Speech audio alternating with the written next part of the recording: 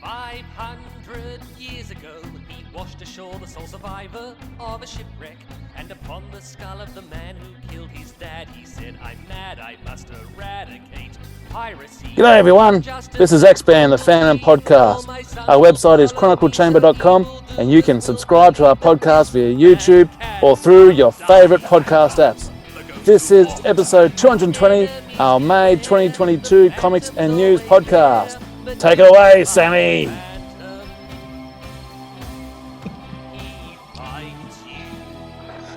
You enjoyed that, Steve? I really enjoyed that. Thank you, Fantomen. Thank you for doing the introduction there for us today for our May Comics and News podcast. That's all right, Steve. More on you later. We'll be discussing you a little bit later on. We'll put him away now.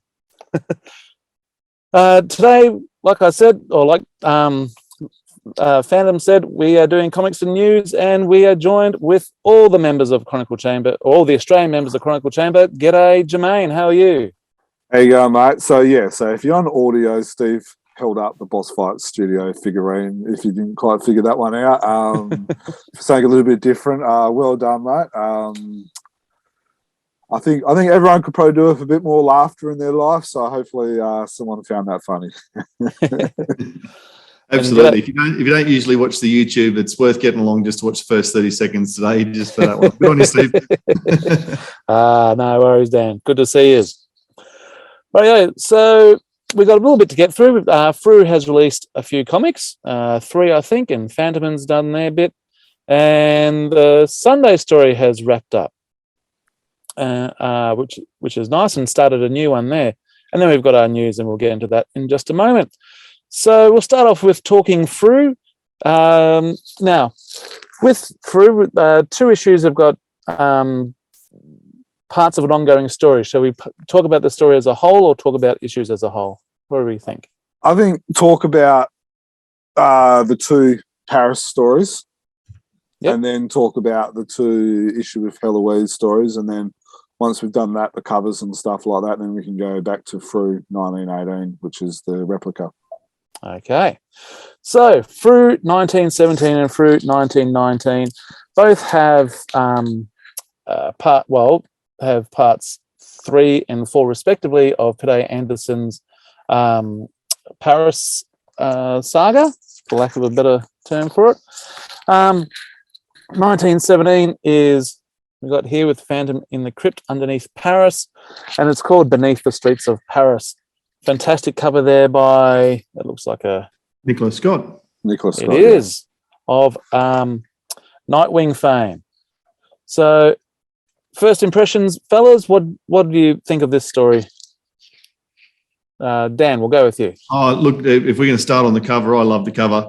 The skull motif, I guess, around the stairwell maybe was a little repetitive, but the actual dynamic way in which the Phantom's coming up the stairs and just is all alive and coming around, and just the expression on the face, I really like it. So great cover. Cool. What do you reckon, Jam? It is. I really enjoyed it. I didn't mind the extra skulls like along the pillars. Probably the only thing that probably irked me was a minor thing, and that's the ring on the hand. I guess at least there is one, but it's kind of in the wrong position. But I like... Underslipped a bit, yeah, I see. I like how Frew are getting... I'm not sure if anyone's noticed, but they're getting all female artists to do the covers for these Paris stories. I kind of like that. I like to see a little bit more... Look, it's good to see a bit of diversity, I guess is probably the right way. But the good thing is that I like about it is that these aren't token artists. They're all amazing artists, and they've done a great job. And it's good to see new artists from different areas. There's an Australian one. There's a couple of Australians. There's a couple from around the world and stuff like that as well. So it's good to see. It's good to see new artists being involved with the Phantom as well. So I like it, and I enjoyed this story as well. I really did. Yeah, the story's a bit of a cracker. We've got now the front cover is a bit of a it's from the scene where he is actually in the catacombs, and there are skulls along the wall.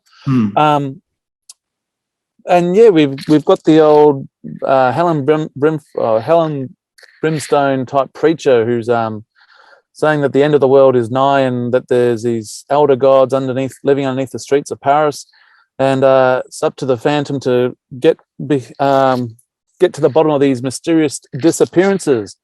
But it isn't really the Phantom who saves the day. We're talking about strong female artists. We've got strong female characters in this. With Jane, how do you feel about Jane and how she's written in these stories, Jan? I really like Jane. We've just done a podcast with Peter Andersson. We discussed this with him, but I like how these 6 stories feature a Phantom that we probably don't know too much about previously, and so it's almost like we get to know Jane as a person better, and the Phantom, the 19th Phantom, better as well. I love the moments when the Phantom tricked Jane into eating snails. Trick's a strong word. Just didn't let her know. But I'm sure we've all done something like that with our wives before, or we would if we were if we had the option. I like it. Jane's a strong person. She plays a trick on the Phantom in a sense in issue 1919. So there's that little love banter between them. She's a great. She saves the day. I really liked how she saved the day in this story. Yeah. What about you, Dan? Do you enjoy actually seeing something about the Phantom's wives more in these stories? Yeah, I do, and it's we could easily be having the same conversation if it was Diana, and we've often had many conversations about Diana and her worth as a character and the strength that she shows in 21st Phantom stories. I think this would be certainly one of the the most I've ever read about an earlier Phantom's wife, that being Jane, the wife of the 19th Phantom. A bit around the 17th Phantom's wife, I think, would have had explored her a little bit as well. But this is by the time the issue 1919 is the 4th installment. So I've seen 4 stories from Peter Andersson now, and really in this series. And yeah, really enjoying the way that Jane has her own dry wit, and she has her own oh my goodness, there you go off again, you can't help yourself, can you? You've got to go and be the hero. That sort of vibe to her. But by the same token, particularly in the story that we're talking about here in issue 1917, is heavily involved in her own right. Yeah. And I think she's developed as a character over these last few issues. Like in issue 1 or 2, she was more like the restaurants and theatre going and shopping. And now she's out there trying to rescue this poor. She sees someone be abducted, I think, didn't she? And so she's gone to investigate it. Yeah. I think she's developing well. Anything else you'd like to say about it, Dan? So you're right, Dan. In a lot of stories, when we see stories about past Phantom wives, there's usually, and we've done a bit of research in this recently. There's usually maybe half a dozen stories about Phantom's wives, which isn't really much when you think about it. And so if you're going, and not even necessarily about the Phantom's wives, it's more just what she's been in. Make an appearance, and you get maybe one person to say, "Oh, she's a Spanish princess," and that's about all you can find out about her, sort of thing. Whereas this isn't actually exploring her in the plot. So I really like that. Look, this story was a bit harder to read, in the sense that there was a lot of wording. You had to kind of figure out what was going on, and there was a lot of backstory to kind of, I guess, fill you in. But by no means did I not like it. And then I guess we'll go to issue 1919 soon. But the thing that I liked about that is that the pacing is a lot different. So it's like, we get the different types of stories. So that's another thing that I like about it as well. Well, there is a reasonable amount of exposition required in this one, in terms of letting you know what this secret cabal is, who are in the catacombs and that sort of stuff, and what are their ambitions and goals. And all that sort of stuff. So I didn't, and maybe it's Percy Ochoa's artwork as well that drives the story along. But I didn't actually find it as wordy as I think I've criticised Pidde for in the past about being overly wordy. But I even though you're right, as we scroll through this, you can see a lot of narrative and a lot of dialogue. I think the art moved it along as well. So I didn't actually find that a concern in this one. I think, I've paused on these pages here. So this is page 12 and 13. There's a lot less words on this one. There's a larger panels, and you're kind of letting the drawing the art that Percy has done to tell the story. So there isn't really the need for that. The one thing that I've said it before and I'll say it again, I am so reminded of Cesar Spadera, and I loved Cesar Spadera's artwork growing up, in the 90s and early 2000s, reading with the Phantoms.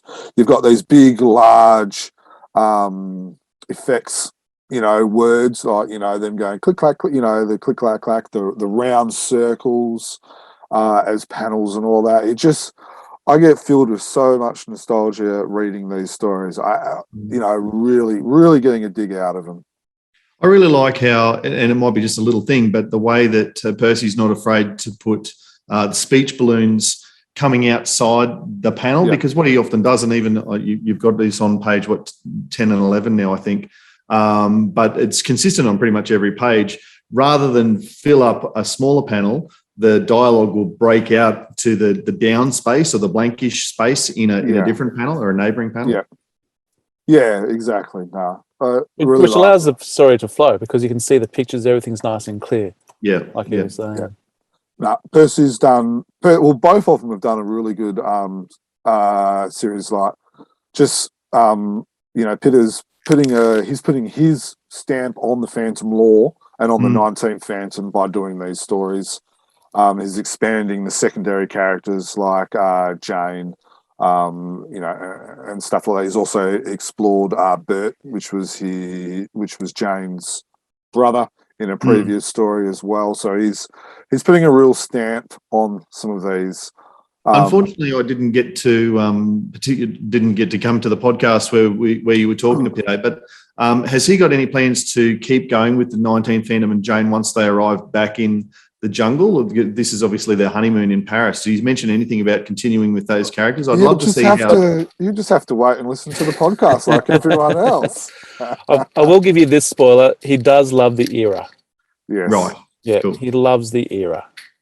All right. The era that the 19th. Which Phantom is he? 19th. He's 19th. Yeah. So that early 1900s. That's his loves that era to work in.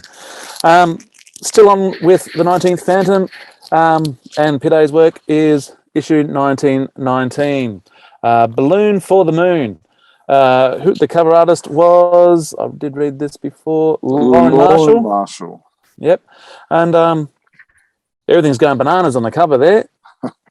I really love this cover. I thought it was great. It's a different art style.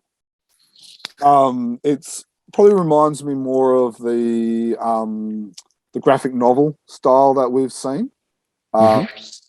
You mean just the Phantom himself and the characterization of his body? Is that what you're talking about? Yeah, and like the fingers and the what do you call it?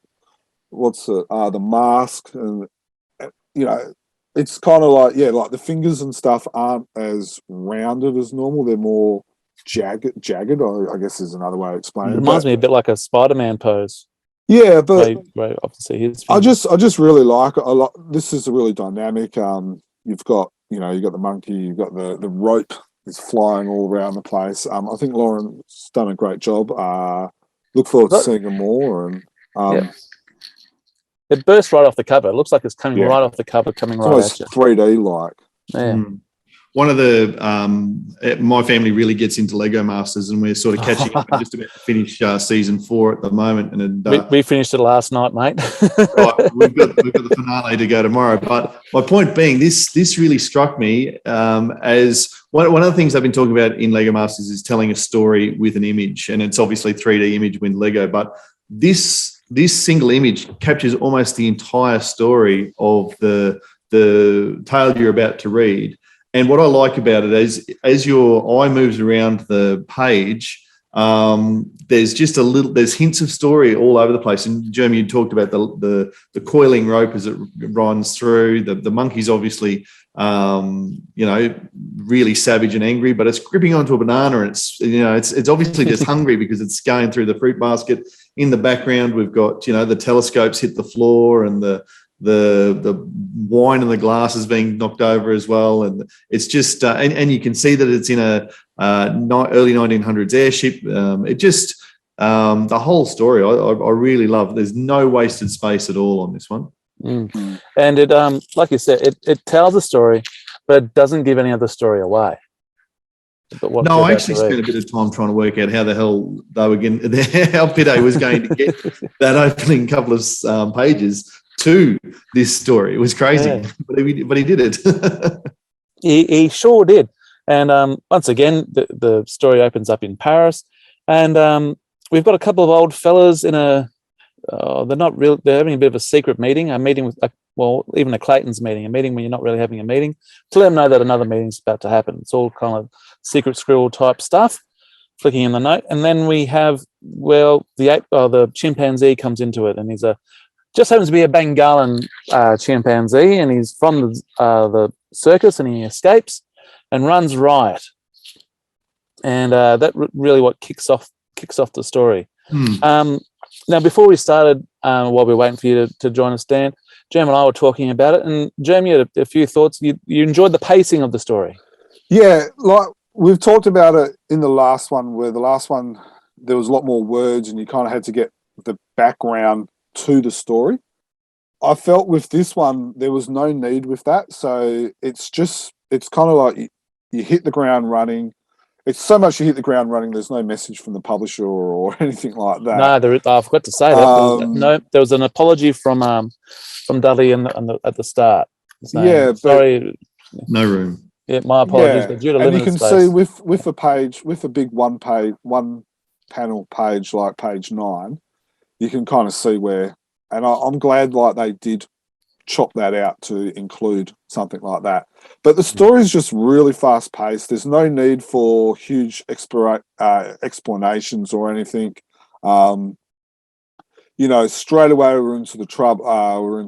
The monkey's causing the trouble, and the Phantom comes to it. There's a bit of, like you said before, there was a bit of jokes between Jane and the Phantom. But I just really enjoyed it. It's like I was actually working when I got this, and I was like, I'll read a couple of pages and, get back into it, thinking it's going to be like the others, where I'm going to have to, really focus, take some time out, and, really spend some time. But before I knew it, I had finished it, and I really enjoyed myself. It was just kind of like, wow, that was a fun read. And then I thought, okay, I better get back to work now. But yeah, I really enjoyed this issue. Just scroll back up to that page you're on there, Jam. The very similar scene. Yep. Just down a bit. Page 17. We're looking at. Yep. I always love it when the Phantom emerges from Mr. Walker. I always love it when he's coming out of whatever guise Mr. Walker's in, and yeah, this really drew my eye. And it also happened in 1917 as well. There's a part where he's breaking out of Mr. Walker and becoming the Phantom. I love it, and one of the first times I remember seeing it is in is it Moonstone, Phantom KGB, the KGB hammer or whatever it was, and he's coming out of the Mr. Walker gear in the car as well. In the car, that was just brilliant. And so I always like it when he's doing this. Well, it's hard to imagine a more fast-paced change than what he's done here, where he's in the back of a taxi cab, somehow following an airship through the streets of Paris, and somehow gets the taxi to exactly the point where he can race up a roof, getting changed as he goes to grab a rope and a trailing rope and get himself up to the airship. It's a spectacular sequence. Yeah, it sure is. What are your thoughts, Dan, on more than just that little sequence? Anything else you like to add? Oh, look, I'd echo what Jermaine said before about the pacing of it and the ease of reading it. I found this a really fun and enjoyable story.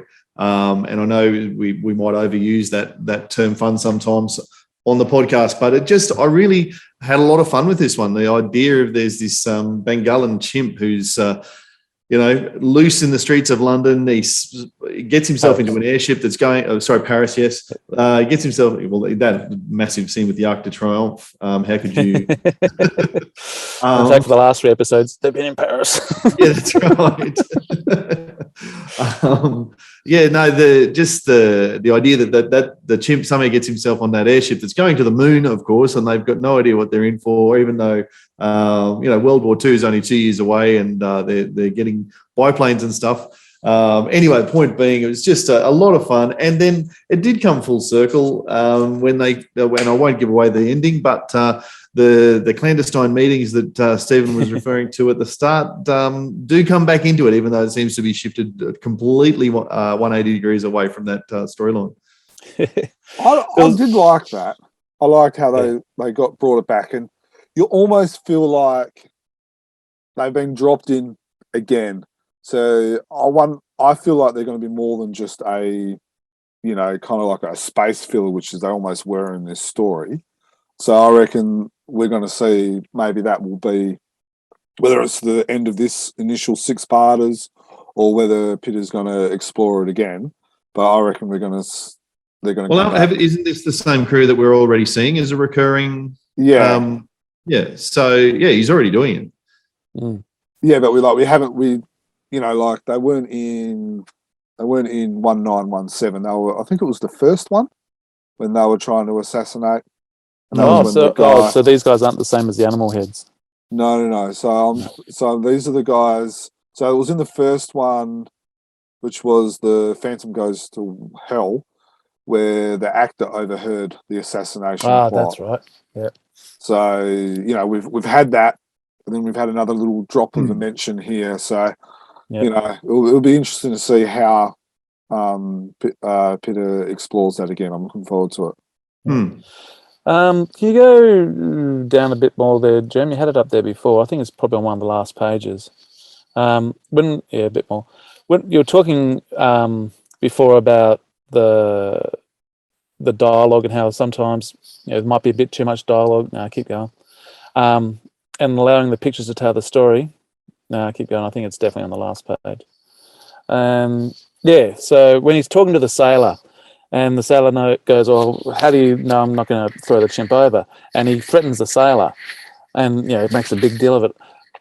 I would have thought that just putting a skull ring or skull mark just on the side of the boat there, and play on the sailor's superstition, would have worked well there. That'd be my only critique of that part of it. Just show the ring. Yeah, something to do with that ring. I will, thumping it there, or just flashing the ring, just because he's a sailor, he would know the Phantom, and with the superstition. That'd be my only critique in that. If that's the worst critique, I think we're doing okay though. I think that's doing all right. And I agree with both of you. This has been my favourite of these Paris stories. I really enjoyed it. However, but I also think that he's drawn some inspiration from another great author, Pidde, here. As soon as I was reading about the chimpanzee and he's loose on the streets of Paris, I thought of a story that was written quite a while ago. And then when it got to the airship that's going to go to the moon, that really thought, right, he's been reading a bit of the old Edgar Allan Poe. So I don't know if you've got that up on the screen. I'll stop sharing it so you can come up. All right, go again. Edgar Allan Poe. So I haven't read this for about 20 years, but 2 stories in it. One's got it's not a chimpanzee, it's a orangutan that gets loose on the streets of Paris. And there's another story where they take an airship up to the moon as well. So I thought, has he been reading a bit of Edgar Allan Poe or Pidde and using that as a bit of inspiration for his story? And I thought, you've got skulls on the cover of your book. And there's got skulls, yes, absolutely. I didn't see any ravens flying about in the thing, and also I like the last bit where when they crash land the balloon. It just seemed like something out of the Goodies or Monty Python. I just thought that was funny as. Okay. Any other comments about that story before we move to the issue with Heloise? Let's move to the issue of Heloise. Okay, so The issue with Heloise is a 3-part story. We've got 2 parts of it so far, written or curated by the Australian team, Matt Kyme and Shane Foley. Excuse me, and is basically the Fantomen and Heloise heading off to Baron Khan to see Rex. That's really what the premise of the story is at the start, anyway. And of course, a few other things are about to happen. We get a bit of this, sibling teasing, having a bit of a fight there. Maybe it was a little, I don't know, that was okay. I wasn't sold on that, to tell you the truth. So, interestingly, Matt Kyme talks about this first panel in his podcast. So, the copy on this, the script on this first page here was actually requested editing by King Features. So, Matt kind of talks about it on the podcast, and you can see the original wording and then this wording. So on the podcast? Yeah, on the podcast. Oh, I'm going to look forward to I'm going to go check that out then. What episode number is it? Matt Kyme, so it'll be 218, I believe it is. So look, I will admit that I think I prefer the wording here than the original wording. I just think the original wording could have been misinterpreted the wrong way, where this one I think is a little bit more safer. So it's not often I would agree with King Features, but I think King Features made the right call on that page. And I love the banter. Now, I've got 2 daughters, and yous have all got more than one kid as well. You know what kids are like. You know what brothers and sisters are like, and stuff like that. They're always at each other's throats. It's like we should change our name from being a parent to just being a referee. They're always. Well, I wouldn't say always. I like to think that my kids have some good days where they're not at each other's throats.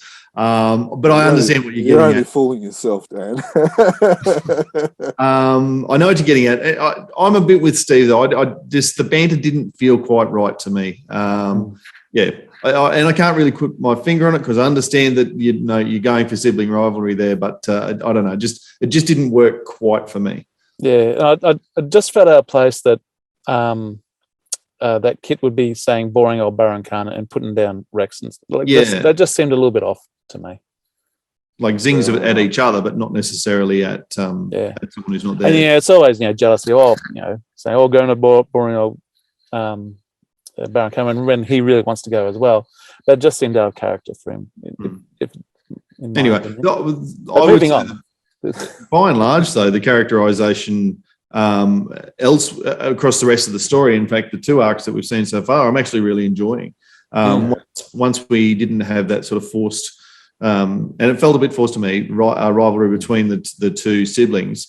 The way that Matt has set this story inside, I guess, really the Tony DePaul universe, because while Lee Fawkes sent Rex to Baron Khan as the leader, but pretty much all other elements that come through here are from the KFS stories, but largely ones Tony DePaul wrote.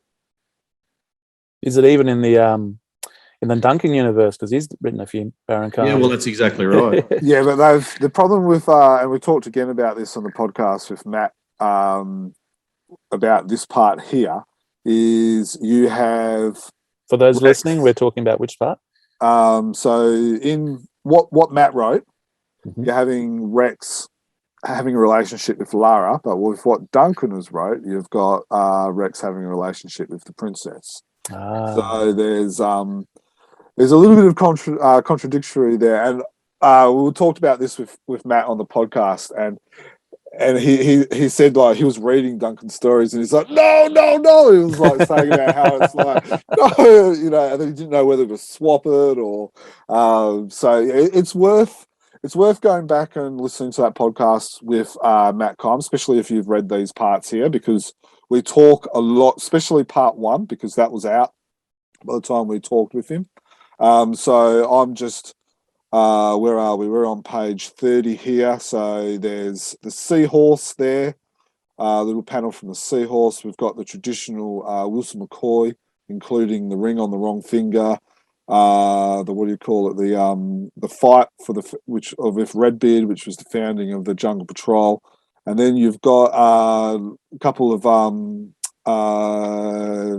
you've got Julie Walker, which was the 17th Phantom's sister, who became became the Phantom for a period of time, and then you also have Juliet Jones, which was the wife of the 5th Phantom, who was actually a pirate as well. So, and she's also featured in a Tony DePaul story as well as a Lee Falk story. So there's a real, so there's, like you said, and then probably the biggest one, apparently, Shane Foley was quite amused that he got to draw Steggy. He said he never believed that he would be able to get to draw Steggy in a Phantom story, but you've also got Steggy in there. So yeah, it's. I've forgotten about that. I do love the way that and I said features, and I probably overplayed how strong the influence of Tony DePaul was, other than the characters that he's invented for Rex, I suppose. But I do love the way that Matt is acutely aware of Phantom history and bringing in past stories and hitting on tropes. And I'm sure, well, you can tell, Shane Foley just loves drawing all of them too. Yeah, they're a perfect match. So for those who also want to know, there was another podcast, it's about episode 170 odd, where Matt and Shane met and talked for the first time on our podcast. And because of that podcast, this story came about. I'm not sure if you remember, but they talked about, we should get together and do this again. Well, the issue with Heloise, is what happened when they said we should get together and do this again. So, again, you'll learn about that on the podcast. And then you've got issue two. I'll just kind of flick through. Yep. So part 2, where the first one, we're talking a bit of happiness and light and enjoyment in, getting Steggy and all these old characters. Part 2 takes a dark turn towards the end. I've thought, and we didn't talk about the 2 young people who are, I don't know, part of a cult, part of some sort of, maybe they've been brainwashed. They feel like their country's been put down and Rex is to blame, so they're going to try and assassinate him. It was basically the plot here. And part 2 is where the attempts are being made. And felt kind of interesting that, not interesting, it was really good. They don't have too many pages to tell a story. So, and I'm stealing this from Jerm, he mentioned this before we started. They're in a situation in the dining room, whatever, and the bad guys just happen to be there. We don't see how the bad guys get there. We just assume they've found a way to get in. We don't worry about all the backstory there. I think later on we see someone that they've tied up. So, something, some sort of confrontations happen. But the bad guys have been able to sneak in and they've been able to get into Rex's inner circle. And then bad things happen. Dan, what have you got to? We'll start off with you. I think Jam started first with the part 1. So just quickly, podcast 189. It was Jam, the last when Matt and Shane were on together. So anyone who enjoys certainly this story, well worth going back and listening to that podcast, because that was fantastic to hear those 2 minds meet. And for everything we've just said about the 2 guys drawing in Lee Falk and Tony DePaul and established tropes to place their story, it then does become a genuine, real story that holds up all by itself. It's not like it just leans on or depends on characters or events that have happened in the past. It's a really compelling story, and I can't wait to you say a dark turn at the end there, Steve. I can't wait to see episode 3, the third part, to see where that goes, because it doesn't look like it's going anywhere great at the moment, but I'm sure that the Phantom can save the day. Is it going to be the Phantom, or will it be Heloise that talks her off? Isn't Heloise the Phantom as well, mate? Oh, she is on, where was it? So she's not having a wine because she's on duty. Yeah. But I wonder if she's legally allowed to have a wine. How old would she be in this story? Would she be about, 16? Yeah, which is the legal drinking age in Baron Khan, as it would happen. So, actually, 14, I believe, is Baron Khan's a very, very liberal in that regard. And actually, talking about this page, I think it's World Milk Day coming up, isn't it, Jermaine? Yeah, in a couple of days, around the time this will probably come out, is World Milk Day, and then the Phantom and then ironically, in the Sunday story that came out today of recording, which we'll discuss soon as well, that you see the Phantom drinking milk at dinner as well. So it's So, kind of ironic how all those things kind of come together. Yeah, we just happened to be doing a bit of a chat on our messenger about milk, and read this, and all of a sudden, there we have. We've got milk in this episode. We've got milk in the Sunday as well. I always like it when he's drinking milk. I don't like him drinking a wine. I think that's un-Phantom-like behaviour. Yeah, and I can't wait to see what the issue with Heloise actually is, because the story's got the issue with Heloise. Heloise seems to be going along quite nicely. What's her issue? I think the issue is, if I had to guess, I think the issue is that she's doubting herself. When so like we're talking, which we kind of see in the intro here. Oh yeah. So like for instance, she's doubting herself here, and then I think she will prove herself. So in part 3. Yeah, in part 3, and by talking that girl down from the ledge, and then being, I guess, being able to solve the problem and stuff like that. And to be honest, it's like it says here. Where is it? Okay, so what bothers me is that a feeling that creeps in from time to time, a feeling of unworthiness.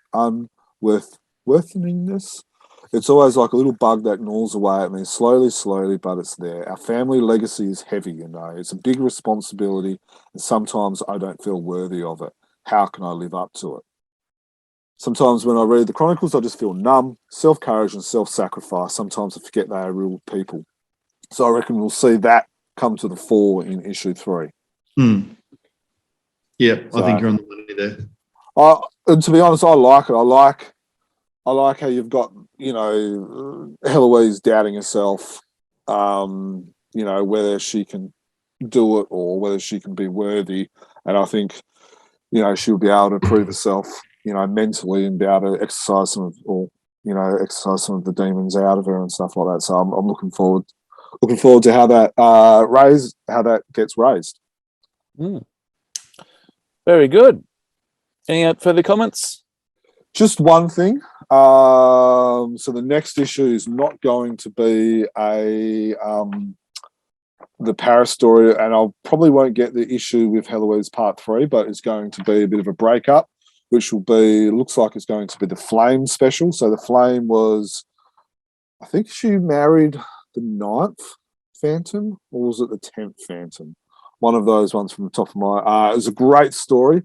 It's a real Egmont classic, and that's I believe that's been printed in color, and then there's a new 10-page sequel story featuring Flame dressed up as the Phantom, as well as the Phantom as well. So I'm looking forward to that one. That's illustrated by Wendell Cavalcanti. Wendell Cavalcanti, and no, it is written by Andrew Constant. Oh, that's right. And it's going to be in colour, which is going to be exciting, because using the new paper that we've got here, I'm very excited to see what colour is going to be like on this new paper. See how well it pops. It will be interesting. And just as a really brief aside with the paper, and last time we talked about it, I think we'd seen one issue with the new paper, and I was still on the fence or not convinced that it was necessarily that much better. I'm probably still there, but it'll be really interesting to see if and when we do go back to the older paper, if then you pick up a comic and go, back to the butcher's paper. Is this butcher's paper? Yeah. So, yeah. I think, maybe you should do that next time you pick up, next time you go to the toilet or you want a half hour to yourself or something, go pick up an old issue of the Phantom without the new paper and have a read of it. And I reckon like the difference. Yeah. Well, I was talking to a fellow just yesterday. He's into comics and whatever, and he's really liking the stuff that Frew is doing, like all the Australian content, the authors, the artists, and the way that the comics going at the moment. He thought it was excellent. So keep up the good work, Frew. Yeah.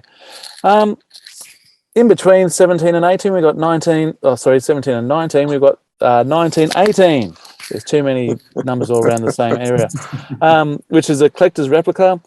I really like the fact that they're giving different covers, like an old Pulp Fiction type novel. The art style is phenomenal. I really like that. Now this lady here has got, it looks to be a golden circle brooch. Would that mean that there's something to do with the golden circle inside these pages? I think you're right. Yeah, I think I'm right. I didn't actually, as per usual, I didn't read. Yeah, but look, the cover is phenomenal. I really like the cover. It's good. Like we've talked about how Frew need to release a new cover for each replica, and they've listened. It's proof that Frew do listen to us and do listen to the podcast. I'm not sure.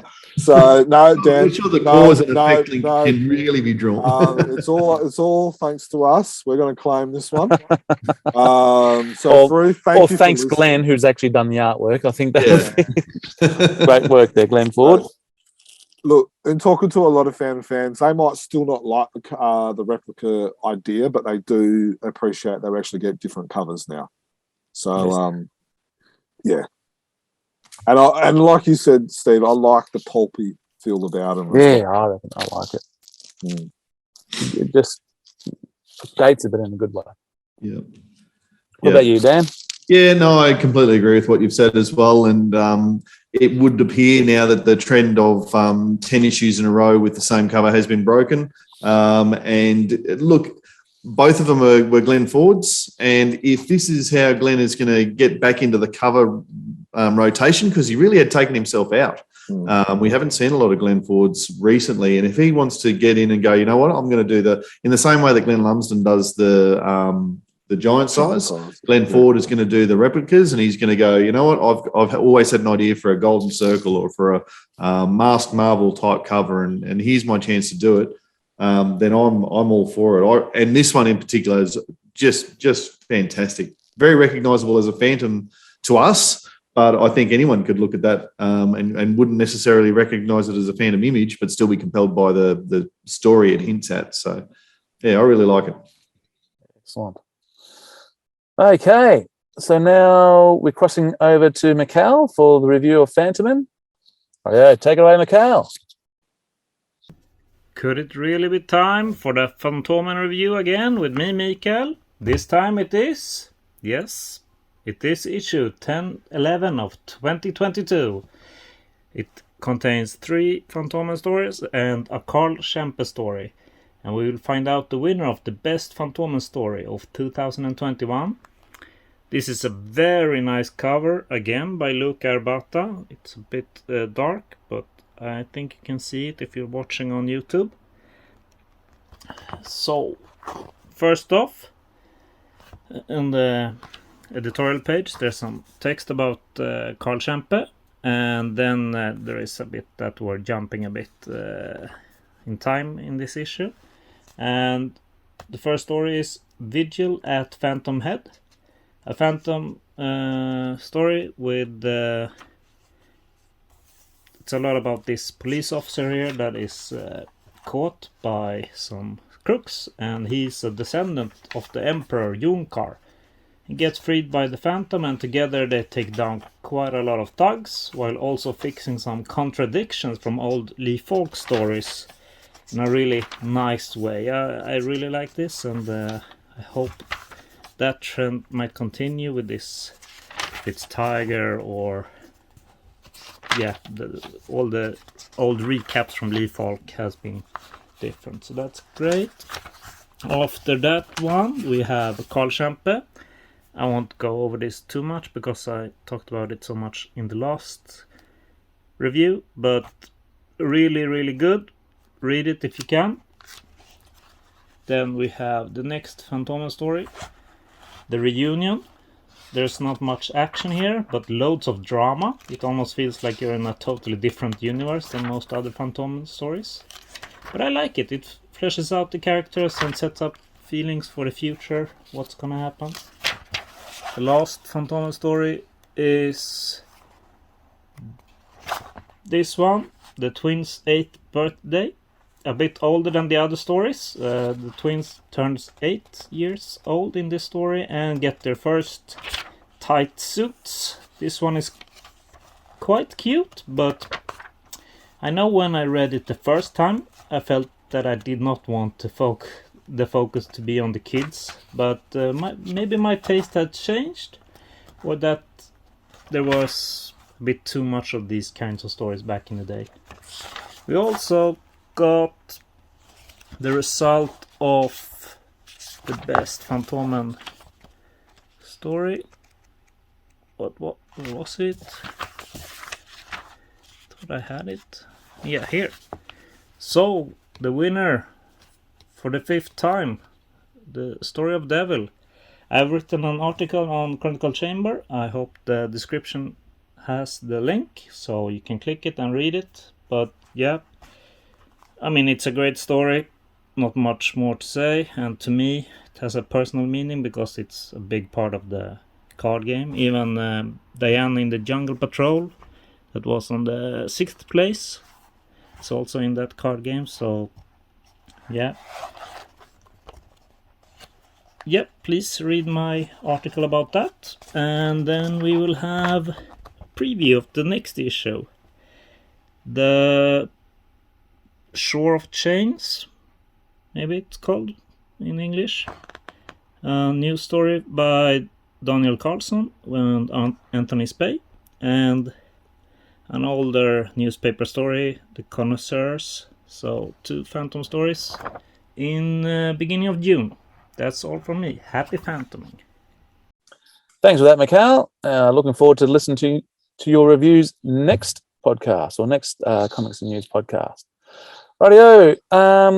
We mentioned this up the top of the program today. We had the daily and Sunday stories. So the Ingenue's story has finished, has wrapped up. The Maury girls have made it back to Maury, and looks like we're going to see some changes there in Maury, and the girls have been able to have their trip to Moatan and survive the big city, and have been able to return. Here we come. It's up now. So the Maury girls trek for home. They always had their guardian angel looking over their shoulder, but they made it home safely. What have we got there? Oh, yes. Did you guys enjoy this story? Yeah, I did. It's not going to be in the top 10 Phantom daily stories of Sunday stories of all time. It's not the action that I think a lot of people would have liked maybe in a Phantom story, and I think there's certainly room to find out what happened to the bad guys in Moatan, because it feels a little bit like that feels a little bit unfinished to me, and maybe that's just because I read that couple of panels a couple of months ago. I suppose maybe it was more wrapped up than I remember. But no, I did. I think it's a really a good story about a guardian, a guardian of the Eastern Dark in this situation. And I liked the way that the Phantom was many men while he was doing it, and the fact that these girls have had an adventure. I like it. It's a less stressful, more fun story. Yeah, it was more of a like you said, not quite so action packed, but it was developing the culture or the characters of the Maury tribe. And so can you just move on to the next one there, Jim? Yeah. So they're now on. They felt like they weren't on equal footing with the men, and now they're competing in the boats as well. And like you said, we've got that little loose thread there with the bad guys. They weren't resolved. There was still that Mr. Big Fella. He was still on the loose. So someone to come back to. Jim?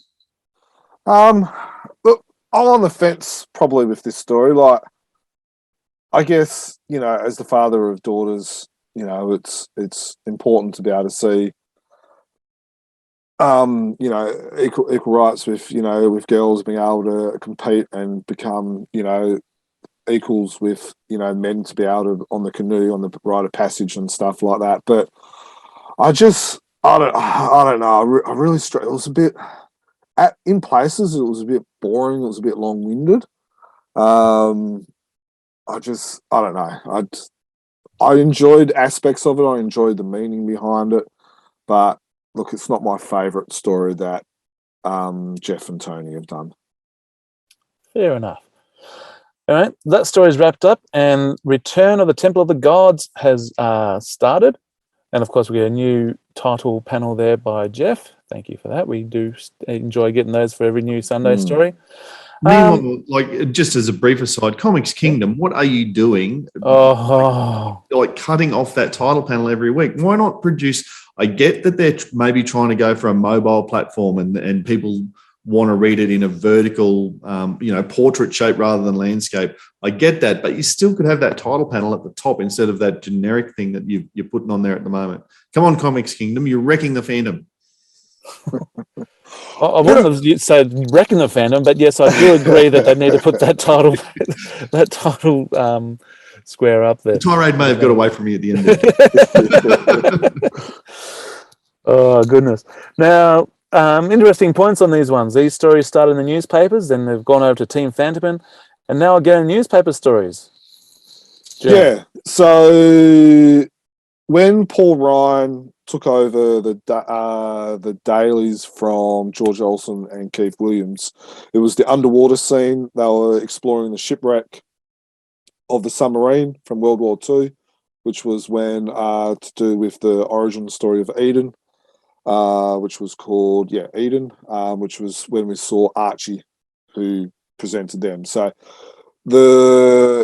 basically, Paul Ryan brought that into the newspaper world, and he introduced these Temple of the Gods, which there was 2 parts in the daily stories, which is when the Phantom explored it. He came face to face with these type of people here, which you'll see if you're on YouTube, these half apes, half animals, half human type of experiments.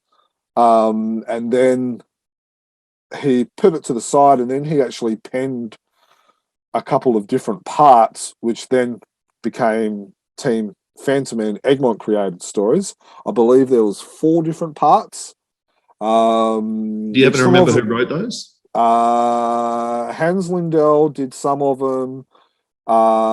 David Bishop did some others. He talked about some of the ones that he did on the podcast.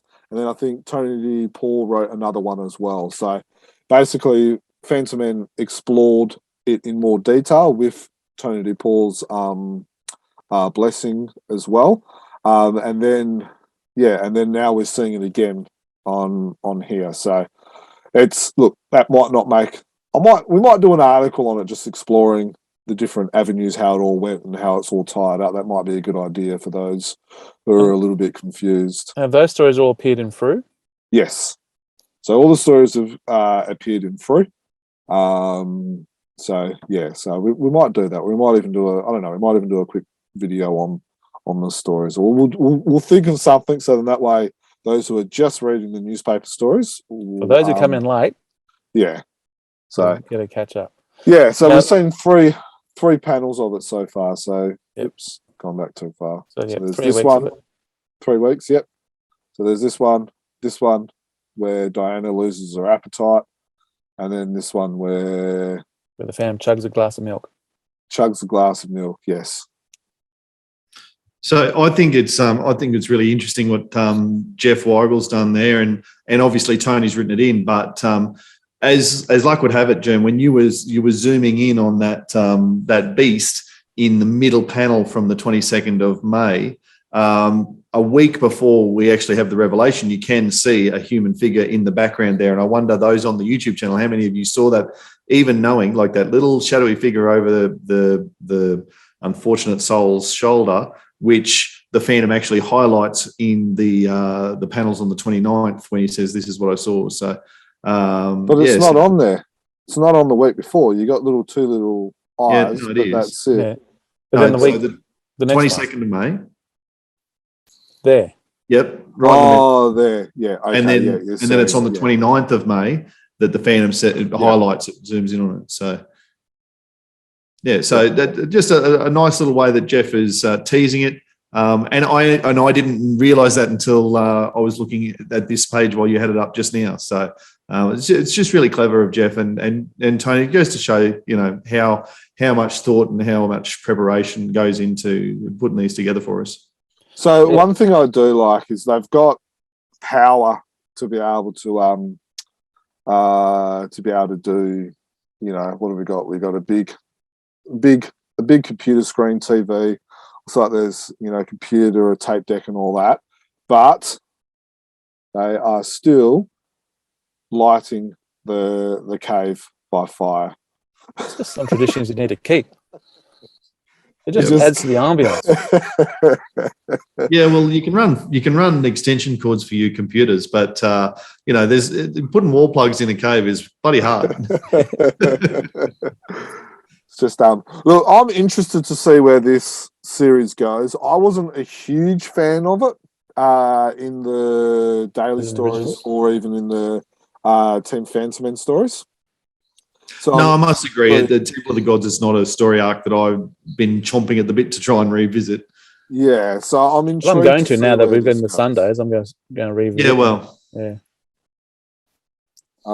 So yeah, so I'm a wait and see. I like now. This is why we need a Phantom Bible, guys, because in the Sundays the Phantom is drinking milk while Diana has her red wine, but in the daily stories, the Phantom also has a glass of red wine. So, you know, this is why we need a Phantom Bible. So there's some consistency. That's okay, mate. I had water for dinner tonight and I had a beer at dinner last night. Like, people drink different things for different meals. It's all right. Yeah, but you're not the Phantom. Yeah, you're not the Phantom and you're not always on duty. You know, on duty. Yeah. Milk all the way. It's milk for life for me. No wine for the Phantom. Yeah, no wine. He's a teetotaler. That's it. All right.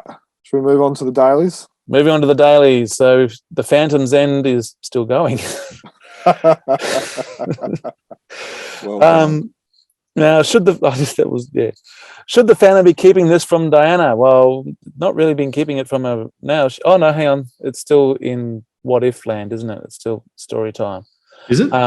Yeah, it's in story time. I'm finding it. I probably have dipped in and out of it a little bit lately, and it's to the point now where I'm not sure anymore what's real and what's Moz's prediction. I thought we were into real stuff now. No, but we're not. So at the start, we've got this bit here where it's like, you know, I put my mission and grave lines on hold so Moz wouldn't tell this dark tale to Diana or Guran.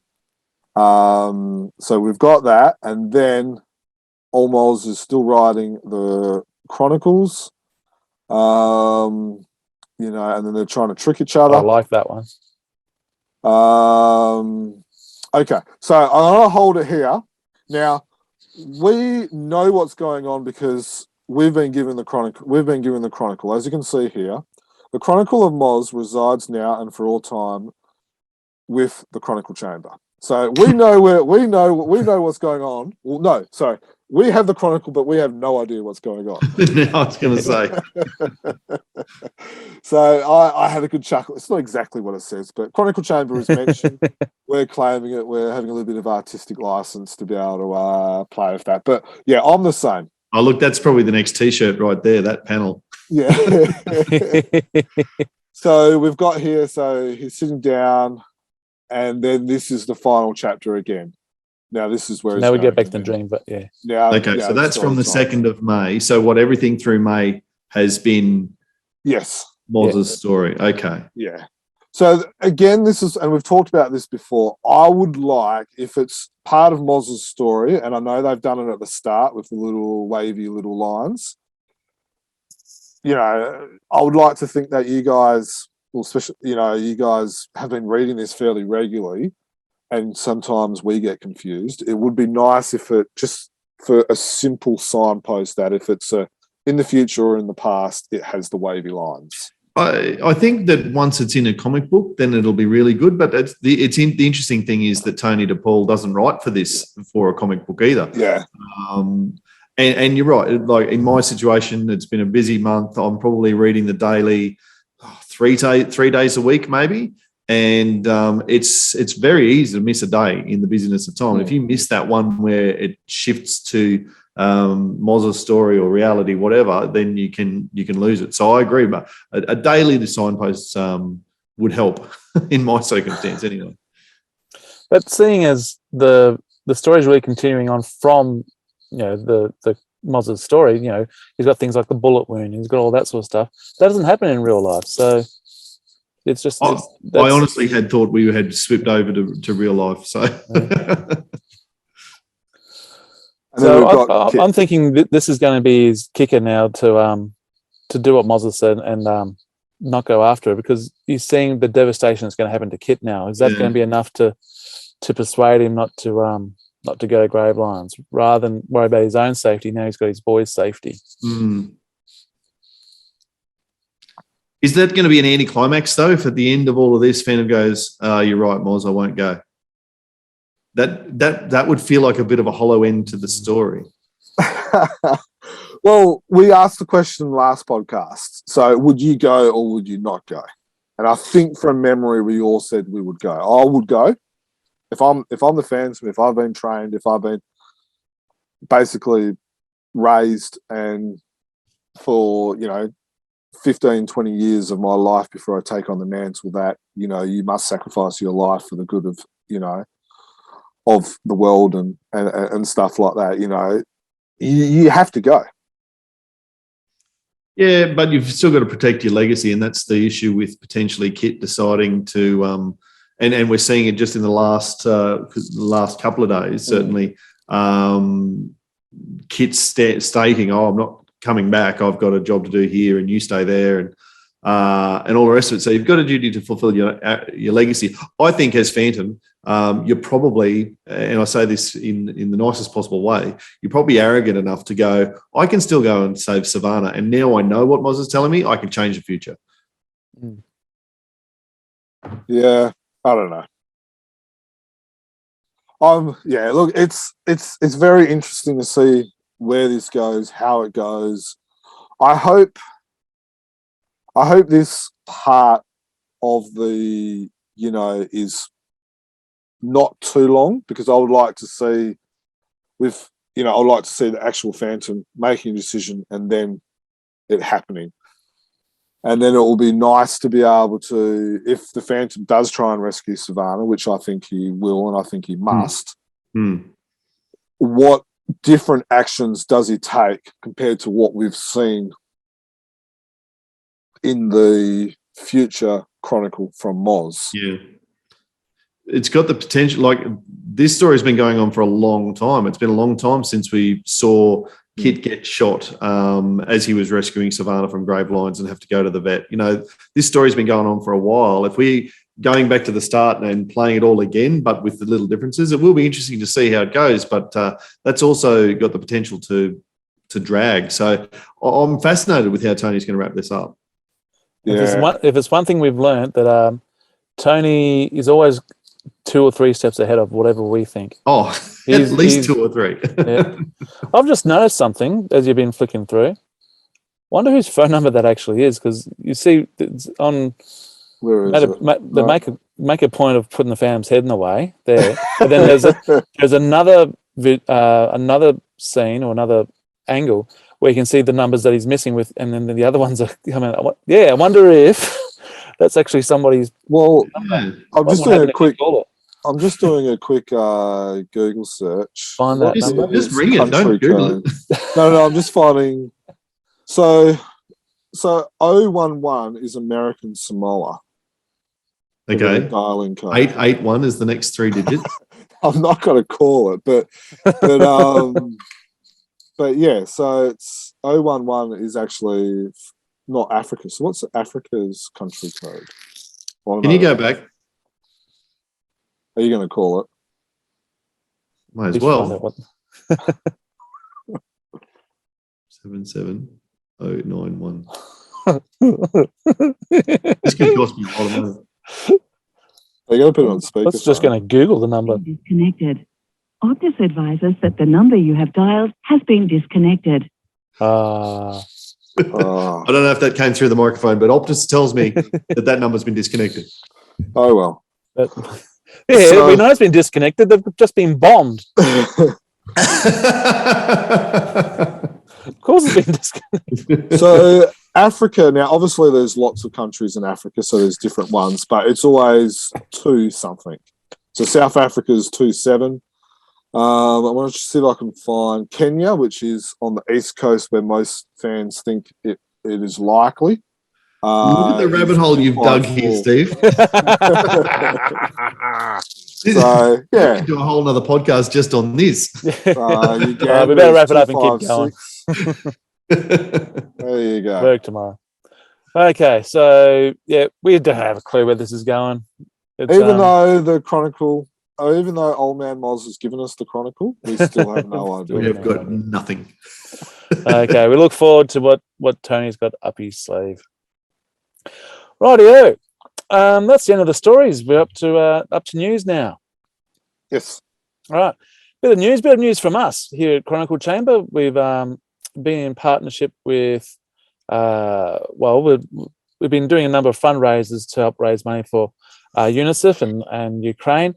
We've almost done. We're up to $4,000 raised so far. One more piece left. Let me go get it. Oh, yep. And just while Germ's doing that, we've got to say again, what a wonderful job he's doing. It certainly is the driving force and then some, I think, behind all of this, to the point where I feel comfortable entering in Faffles knowing that I've had nothing to do with it. Yeah. Germ, a magnificent job you've done here using the platform of Chronicle Chamber. But, the amount of artists that have come on board and have contacted yourself and sent stuff through, and then all the organising you've done to make that happen. Did you just say $4,000, Steve? Close to $4,000 so far. Yeah. So this is the last piece we've got, which is that's from Leonard Moberg. So this was actually designed from some postcards that he did with Fantomen Land back in 1999, 2000, 2001. He did some prints and some posters and some postcards, and this was one of them. So this is about A3 in size. So at this stage, unless we get some more donations, this is going to be the last faffle.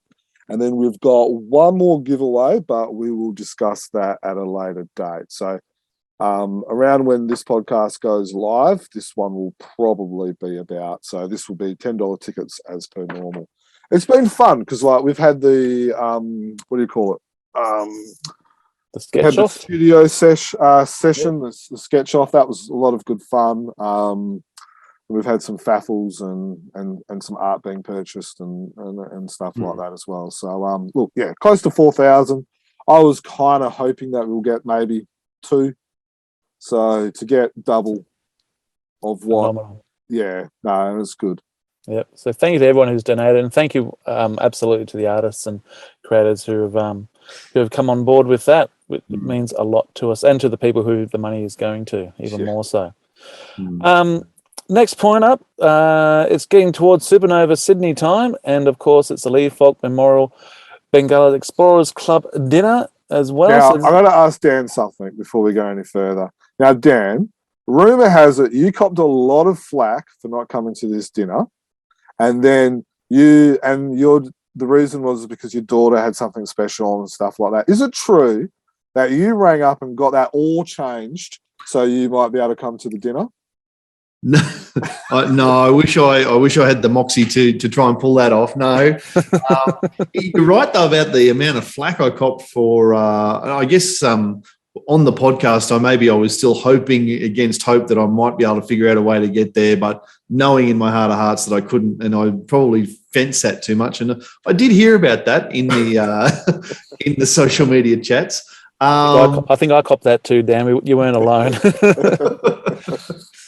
But anyway, no, as luck would have it, the special thing I'm going to go for my daughter, she's graduating from a thing and but then moving to Sydney, and we need to help her move to Sydney, as it just so happens she needs to move to Sydney that same weekend. So I'm not going to be able to get there in time for Supernova, but I'm certainly locked and loaded for the Lee Falk Memorial Bangala Explorers Club dinner now, which I'm really excited about. So is it true that you've left your wife to do all the packing and the moving while you get to come and hang out with us? No, she'll be doing the unpacking. So It's a balancing act. You've got to earn the brownie points before you spend the brownie points. I will get us to Sydney before 7 o'clock on Saturday night. That's the promise.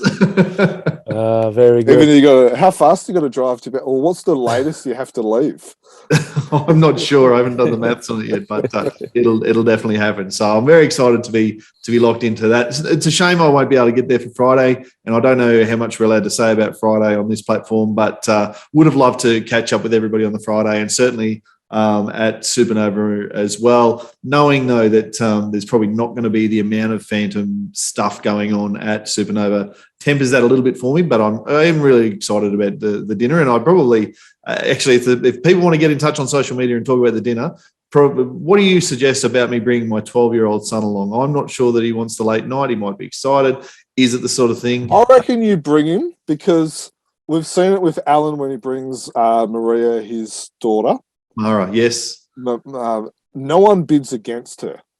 So get your son to bid for you, and people won't bid against him because they'll be going, I can't outbid against a 12-year-old. And so we're not going to see Dan Fraser on it. We're going to see Angus Fraser, and in brackets, not bad. Not bad. You got to hope that a teacher doesn't bid it, because the teacher sees a kid and will not care. That's right. they deal with them enough as it is. So I can say that I won't be going to Supernova or the dinner. I cannot make it. My family thing's happening in September, but we're saving up for it, and so for me to go up to Sydney, as well as being my wife's birthday weekend, it's just not happening. That's small matter. Yeah. So you can't do what Dan can do, and that's change your wife's birthday to another weekend. No. Anyway, so a couple of things about. I was going to dot point what was going to do. Yeah, yep. So let's go over. No, but I'm running the thing. Let me run the thing. Yeah. That's why I was still talking, so I could do it. So we got Friday nights. Friday night's usually a meet-up. But Friday, Frew open house. Is that correct, Jim? Yes. Yeah, so I was going to hand pass to you. Okay. So Frew are doing an open house tour, which is kind of exciting. A lot of fans haven't seen it before or haven't been there. So if you do want to book a tour, it's by bookings only. You need to communicate with Renee White. He's on social media. You'll be able to find him via there. Now, so is that only during the day, or that's during Friday day? All right. So Friday day is the Frew open house, probably from about when they open the office. So that's, I don't know, around 9-10. Now, I expect some products to be made available. We don't have a definite list of products. That will probably be announced in the next week or so. We will try and get one of Renee or Glenn on to talk about some of their products and the Frew open house, and maybe try and do a video if we can swing it all. But expect some new products to be made available at the Frew open house. So if you are umming and ahhing about going, and you are in town, it's probably worth going and organising an open tour, an open house tour. Then following that, be a catch-up Friday night at I can't remember the name, at the McCure. That's it. That was always a fun night. Yeah, it is. To go to. Then Saturday lunch at Supernova, meet up at Matt Kyme's booth. So he'll have a booth where on Artist Alley or Creators Corner. Artist Alley. So meet there at 1 o'clock. So look, there's usually a restaurant we go to. You don't have to meet there. You can just meet us at the restaurant if you want. But if you don't know where the restaurant is and you want to kind of walk over with some fans, a few of us will meet at Matt Kyme's booth, and then we'll walk over to the restaurant at 1 p.m. So be at Matt Kyme's booth 1 p.m. Get there a little bit earlier and get some prints and some signatures, and tell them that the Phantom should just be drinking milk. And then go to the restaurant or the cafe, whatever it is, and have a few glasses of milk, beer. and take a photo of Jim with food in his mouth, because I think that's what he always does. Yeah, there's Isn't been that a what's happened? tradition about that one as well. So so that's Saturday lunch. It's always good fun. Yep. Saturday night we've got of course the Lee Falk of the LFM BEC dinner. Lee Falk Bengalas Explorers Club dinner. I was doing so well. Which is it's not held at Tattersalls this year. It's held somewhere else this year. Is from memory. Yes, it's held at I can't remember the name of it, but it's owned or was created Cafe Duex or Duer or something like that. It was owned or was started, or the owners are involved with the guy who created Mambo and stuff like that, and obviously Reg Mombasa. Yeah, there's a connection. He's a huge Phantom fan. Yeah, there's a connection somewhere. I can't remember the exact connection. I believe there's been 2 dinners at that cafe before. There's been Dave Gibbons, who's the Watchman artist, who was there, and Terry Beattie was the other artist who's been held there as well. It's a nice restaurant. Last time they had some Harley Davidsons throughout it, and some paintings, including a couple of Phantom ones and stuff like that as well. So it should be good. And always a good night. Well, the one time I went, it was a really good night, and Jam's been to a few, and Dan's been to a couple now, and he's been able to move heaven and everything. And my daughter. And your daughter in order to get there. There is a website, www.lfmbec.org. Plenty of information on that one, fellas. Yep, plenty of information. Go there, check it out, and thanks to all the Patreons for keeping resurrecting that one. Very good. And always a good night to raise money for the Westmead Children's Hospital. Plenty of things to bid on. If you've got something to donate, please make sure you send it off to Bradley, isn't it? Bradley and Richard. Yeah. So look, this is a bit of a challenge to all the people that listen to this and will be attending. Donate something. If you've got to make a bit of a bet to see you can raise the most between your friends and all that, feel free to do that. But it's always good to donate something. Most of us have doubles and stuff like that in our collection, so it's not like it's really going to put a big huge hole in your pocket. But even if it only raises $20, $50, $100, it all is for a good cause. Yep. Okay, moving on. Regal over in India have announced their first Phantom trade paperback collection. From what I've read here by Ankit, we've got it's on pre-order and is full of. So it's available to buy dedicated, now. Oh yes, of course. Now I'm just looking at the date, but dedicated to Paul Ryan. Yes. Look, podcast 219 is when we talked with the publisher and also Ankit, and they basically gave us a bit of a history on Regal, but also gave us a good insight into the trade paperback, the stories, the look and the feel of it, and everything like that as well. We'll be having a review of the trade paperback on our website soon, but go check out episode 219 if you're umming and ahhing it. Now, I'm not sure if I'm allowed to say it, but I'll just say it.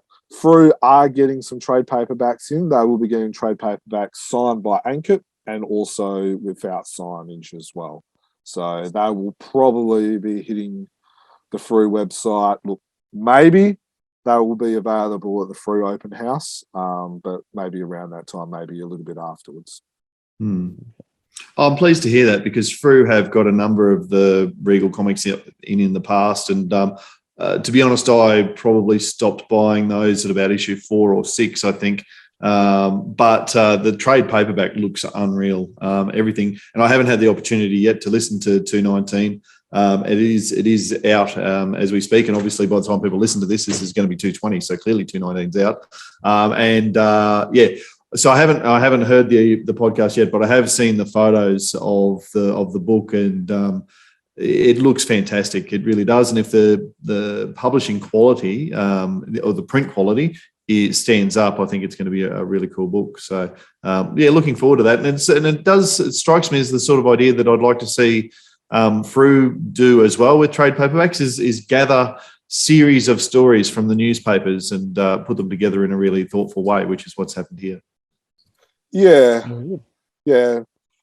I think Frew were getting questions and getting suggestions from fans about, hey, can we collect these stories? Can we collect these stories? So I reckon when Frew see this, they'll probably thought, oh, maybe we should have done this. However, there's still plenty of other collections. There's the Gods. There's the Nomad stories. That could be a nice one as well. So look, it'll be interesting. The Mexican Phantom with what's the wrestling style? Lucha Libre. Lucha, because there was that recent story as well that was a follow-on from the original 3 one as well. So look, there's plenty of them out there that could be collected. Which is not to say that I don't love what Frew have been doing with their trade paperbacks in terms of prequels and sequels. That's fantastic too. So it might be a cheaper way for them to do it. Okay. Moving on, the 2021 Fantomen Best Story has been named, and drum roll, they've gone against the tradition. No, they haven't. It's been voted the best story 5 times now. It's Devil's Story. Is Devil's Story the best story ever written? Well, Fantomen readers seem to think so. I don't reckon any other story has been voted more than 3 times as the best story published, and the Devil's Story has been voted 5 times. It's like almost every time it gets published, it gets voted as the most. There's a good argument that it is the best Phantom story ever. Wow. Why? Because the Swedes think it is? Well, there's not just. There's a reason why Mikael made the story of Devil's Story, the first adventure that you play in the card game. That was a bit of a cheeky dig at the Swedes there. Bit of rivalry going on there. Look, I know Dan's going to disagree with it, and we'll let him have a rite of passage soon. But if you're going purely by the numbers, there's a good argument for it. Well, I think the story of Devil, as I know it, is a fantastic story, and I really enjoy it. And I really do like it. Best story ever? I don't think so. Top 10 of all stories ever?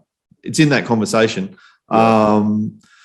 But I don't know. I struggle with the idea of it being named best story 5 times. I feel like if I was voting in that, I might go, you know what, I've read this one before. I'm going to vote for something else this year. So whether they need to change the category to best news story or something, because it's just it's a bit boring, Sweden, to keep voting for the same thing time and time again. Just because they publish it doesn't mean it's the best story again. Gee, you've got to feel pretty bad if you're anyone else who got published that year. Well, that's what I'm thinking. Like, it's not like the rest of the stories have been rubbish, is it? Surely not. By a 40-plus-year-old story that people have already read a dozen times. To be fair, that happened in Australia with the Princess Sin saga. That got published. That was, 50 years old. That was published in the 70s. But it was only published once before in Australia. Yeah, but it's still a 50-year-old story. And what came out of Princess Sin? We got 2 prequels, 2 sequels, and a board game out of it. So. And that's from memory, and I'd have to go back to the stats, but I think that was how it was voted as best story. It was more best issue. I don't think Princess Sin Saga was the best story of that year. So the trade paperback obviously went really well because of the prequels, the sequels, the amazing cover, all of the colour. But I'd have to go back, but I'm pretty sure that Princess Sin itself was not the best story. And it might be 50 years old, but it was the first time we'd read it. Yeah. Anyway. Lots of people. Moving on. Keep over with the Swedes. When the Phantom Became a Swede. It's a book I love this title. It is so provocative. This is a book by Robert Amann. And we have a podcast coming soon with Robert. We have a podcast coming soon with Robert and Mikael. Now, this book, When the Phantom Became a Swede, is only been published in the Swedish language. Now, I'm not sure about you two, but I have not learnt the language yet. See, what you do is you just get Google Translate on your phone and you just run it across the. No, well, I think we'll just wait for Mikael to do that. So Mikael will. So what's going to happen is, yes, we're doing a podcast with Robert. I'm excited by this because Mikael's been taking notes, and he even started chatting with him about what he was going to discuss on the podcast at a recent comic convention when they actually had their tables next to each other. They were actually sitting next to to each other at a comic convention. So then Robert's going to give us a list of stories that we must read as homework, which is going to be all the stories that he talks about in his book. And then we're going to be prepared. Mikael is going to be the one that's read the book, and he's going to have a go at seeing if he agrees or disagrees with what Robert says, and then we'll just be the peanut gallery chiming in. It'll be fun. Look, having already spoken with Robert back, and I'm going to get episode 101. Well, there you go. I was going to say 103. So it was a long time ago, and it was just after he'd written a dissertation that we read, and the way that he talked about the Phantom then, and in conversation with him, he makes a compelling story that Sweden has had a huge influence on who the Phantom is, and how the character has evolved. And so I like the title of his book. How the Phantom became a Swede.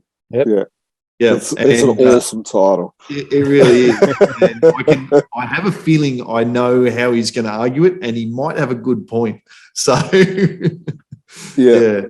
And I can't wait to bring this to some attention to some Aussies, because knowing how patriotic the Aussie fans are about their Phantom hero, I reckon there could be a good reaction about that.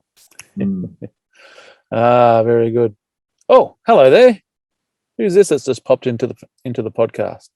Oh, it's the Boss Fight Studios Wave 1 Phantom figure that's now hitting the shelves here, or it's been arriving on doorsteps for people who have ordered. Is anyone else? Dan, I know you've got Wave 1 and Wave 1.5. Have you found the...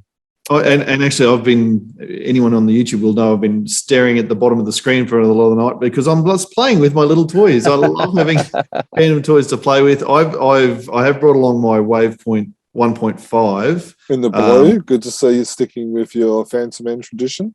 Yeah, see, I went the purple. Anyone who's listening, I've got Wave 1, and I've got the purple fellow who's just sitting up here having a bit of a dance. So I've mostly got him as a point of difference, and also because, and I'm struggling with it in the moment, but he's just dropped his gun. No, I've dropped the bird. Oh, hang on, Prince not the bird. So what do you guys think about it? Are you happy with it? Love it.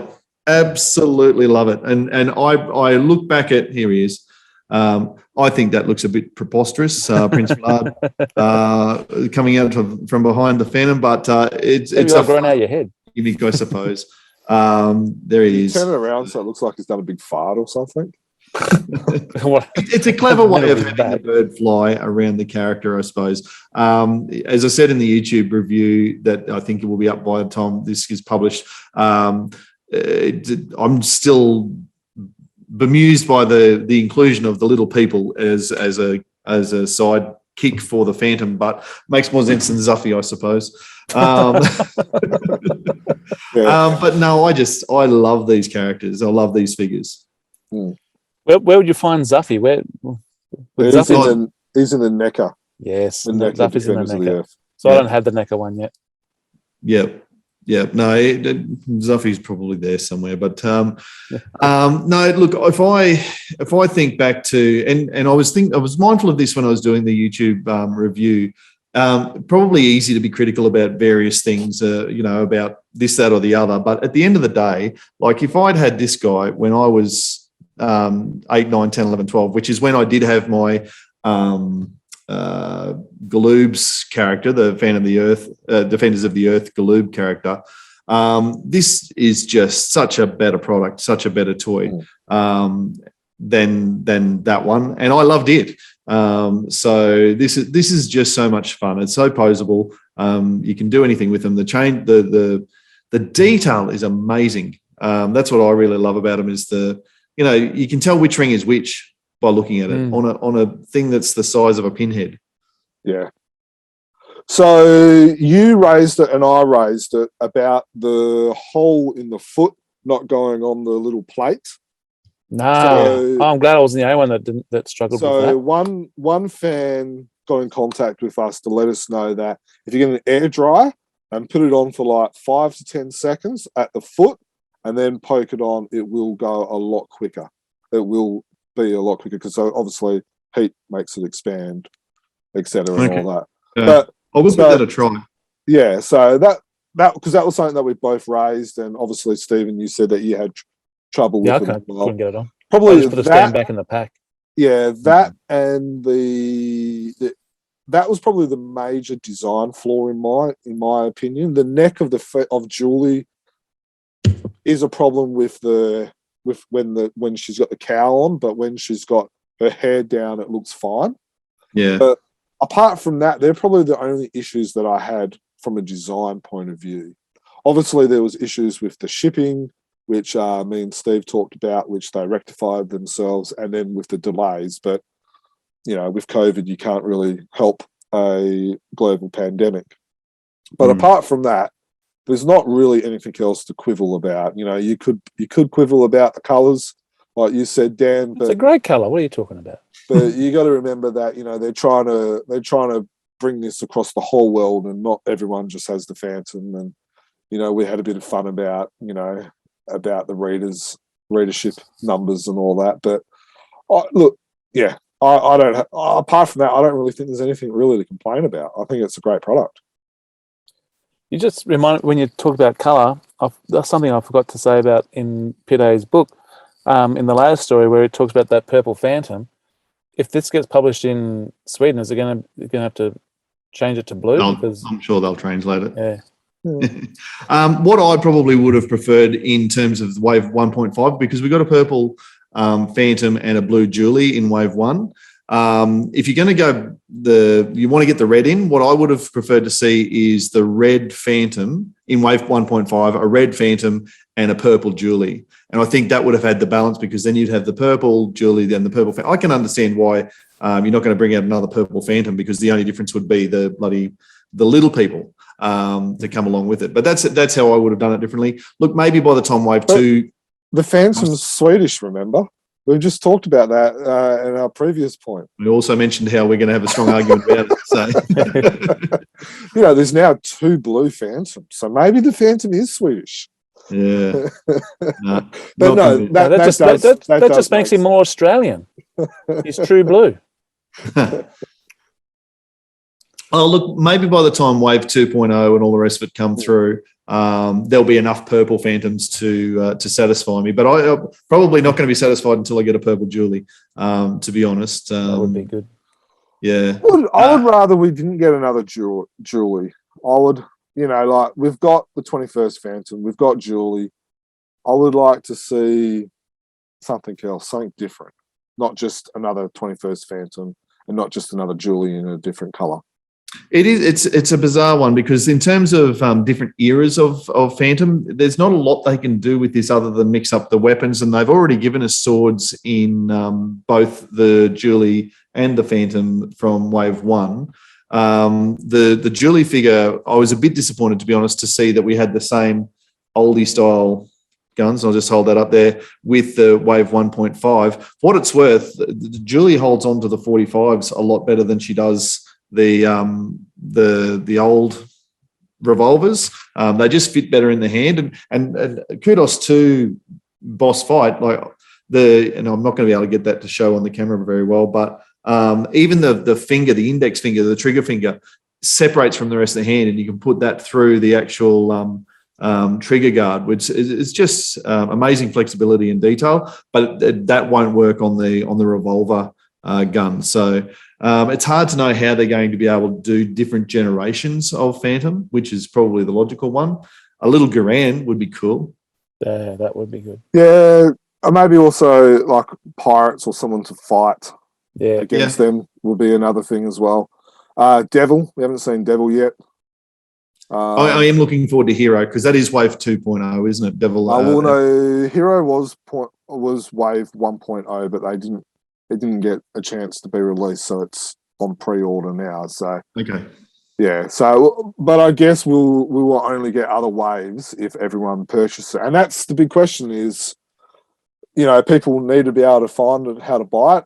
If you want to know how to buy it, we do have a link which lists a lot of the websites. Pop Culture has one.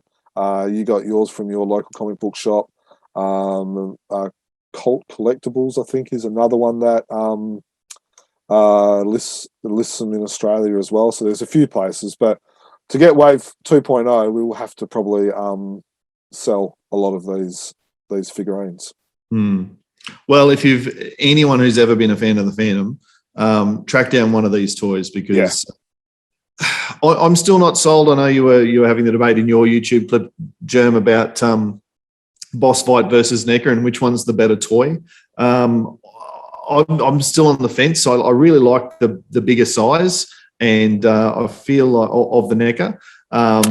The fact that you can just grab the boss fight and straight out of the box and all of the joints move and all the rest of it, that is a huge plus that you don't have to spend the time. I also believe the packaging is better, where you can play with it and then it's easy to display again. In the original, you can put it away and it's as if it looks like it's never been opened, which I guess is going to be a trick for buying them down the track too. If you're buying them secondhand, you may not know whether it's already been out of the box and played with. Yeah. So look, I think it will be a good discussion down the track. My NECAs, as soon as I figured out that you had to give it a water bath and all that, I just thought, too hard. I'll leave it in the packet. It's in a pile somewhere. I've got the original. Have you never taken it out of the box? No, purely because it's harder to put back in the box. You got to give it a bath. It's just too much effort. But with the boss fights one, I've taken it out. I've got a Julie, I've got a Phantom one, and they're posed up in my office.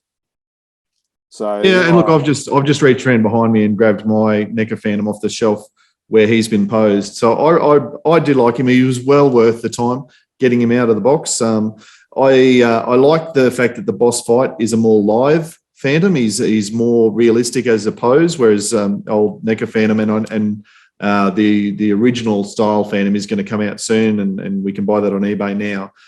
He is a bit more of the condom stuff with walnuts type character. On that though, and absolutely agree with what you say that it's fantastic to have a Julie figure. I think she's a little bit too skinny and elongated, and the neck's certainly part of it. You mentioned that, but even the arms, it is harder to create what looks like a dynamic action pose with the female character, I think. See, I actually thought it was better that she was a different mold shape. She's a different mold to the male. It would have been very easy for them to do what NECA's done and just use the same, and just put on, just give her some boobs, give her a bit of long hair, and then voila, she's a female Phantom. I like that she's actually a totally different figurine. But yeah, I was just a little bit worried because especially her legs seem so small, and I've got these big hands. I didn't want to wreck it. You were able to change the hands over, weren't you, Dan? That was another thing I'm a little bit worried about. It's really well designed. I think it's got those 3 or 4 ridges up the wrist that lock it in and out.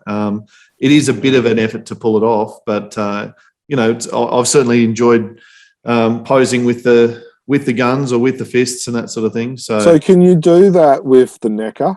And I know this is turning into a NECA versus boss fights, but can you? Yeah, absolutely. Yeah. The difference with the NECA is that the paint starts to come off. So that's just a single plug, I suppose, and you can see there it's got the purple. That started as the same flesh-coloured tone, and that paint has come off, pushing it in and out of the wrist, and that just goes back in again like that.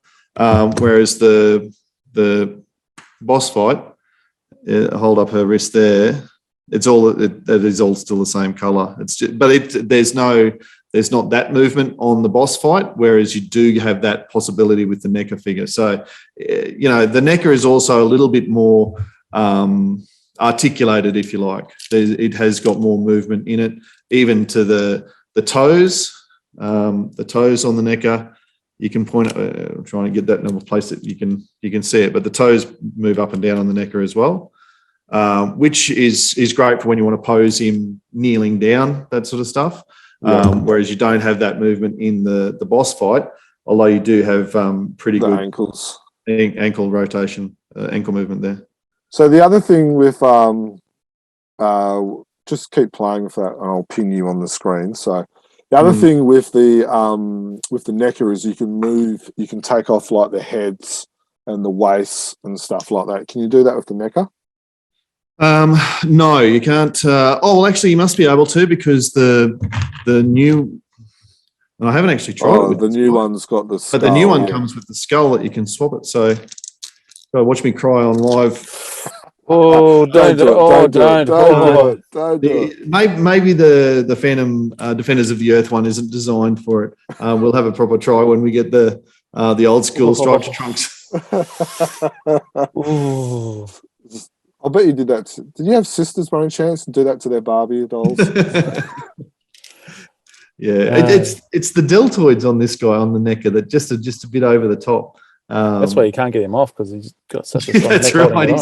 He's clenching. All right. I was just playing it with him to, like you were saying, you could put his trigger figure actually through the guard there.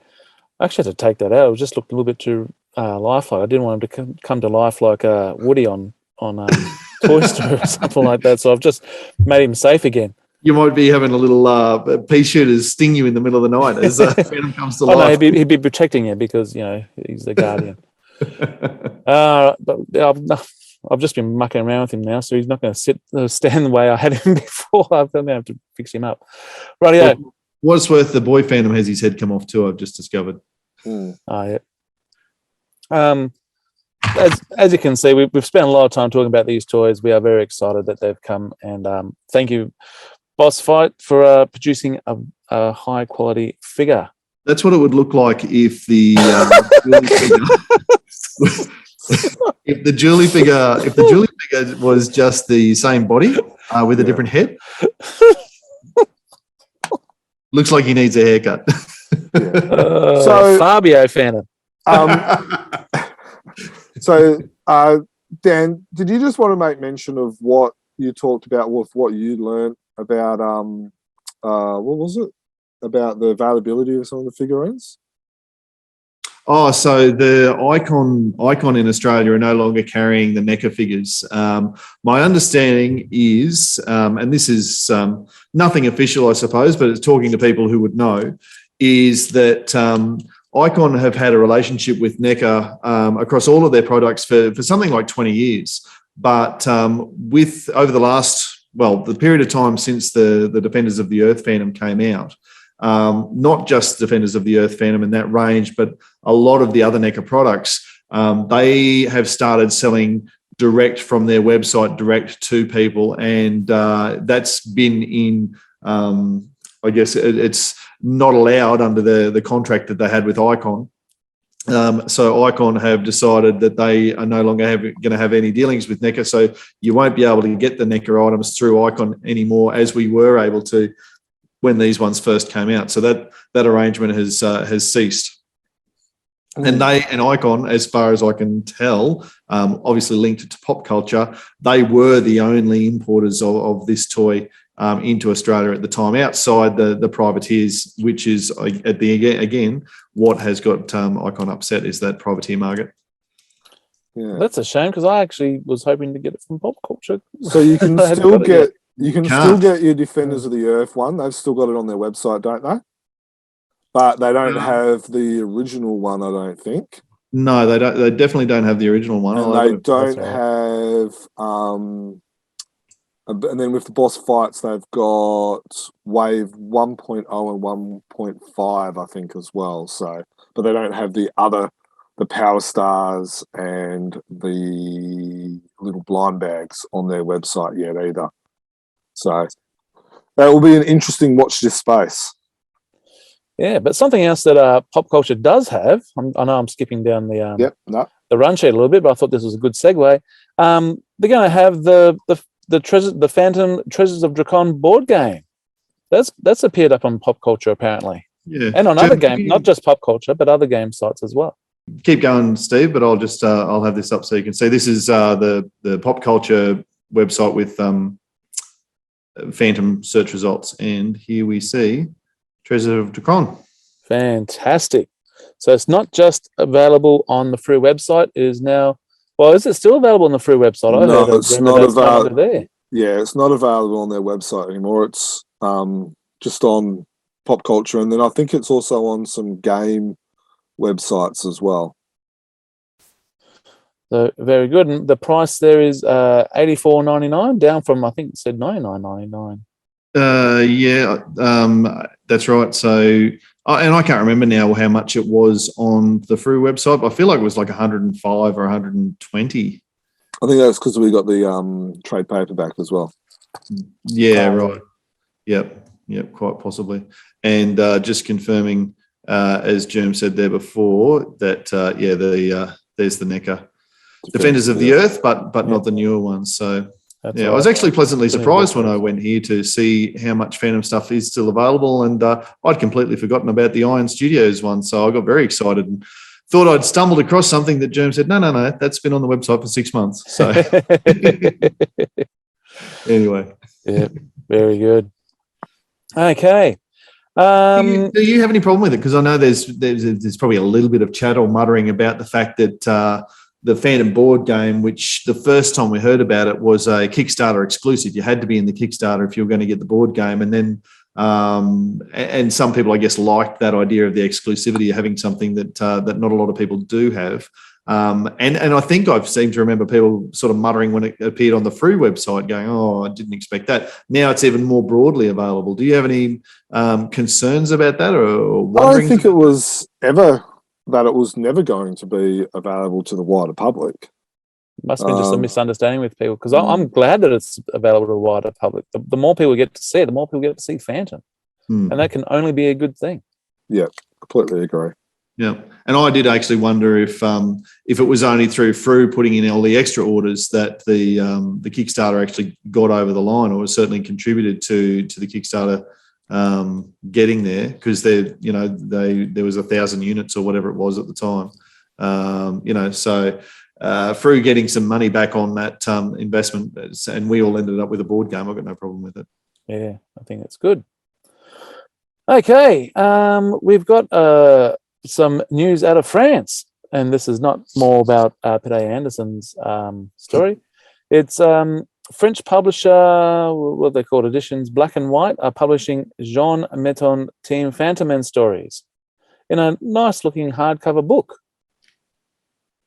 Yeah, this is going to be a nice book. It's going to be expensive, but if you're a Mitten fan I think he only did 8 stories or something like that, but he's probably one of the better Phantom artists that we've ever seen. If you've liked his work, and you like your hardcover books and stuff, I reckon this will be a must buy. Something for everyone's Chronicle Chamber. That's it. You've already got yours on pre-order, Jim? No, I don't actually, not yet. I'll probably will buy it, but I'm still debating. Kind of just getting all my stuff in order for Supernova and all that. First things first. German. What's we got going on here? Two comic publishers in Germany? Yes. So there's the Wick Publications, which we'll talk about in a second, and then there's the Zubersten comics, which have got the nice put a German accent on it. Yeah. Zauberstein. Zauberstein. And then there's got the cover. So they both come out middle of June. There's a couple of comic conventions and stuff like that. Now, what I'm going to do... Are they both being published in red? Using the red ink? No. So... can't be German, then. The Zuberbesten stories.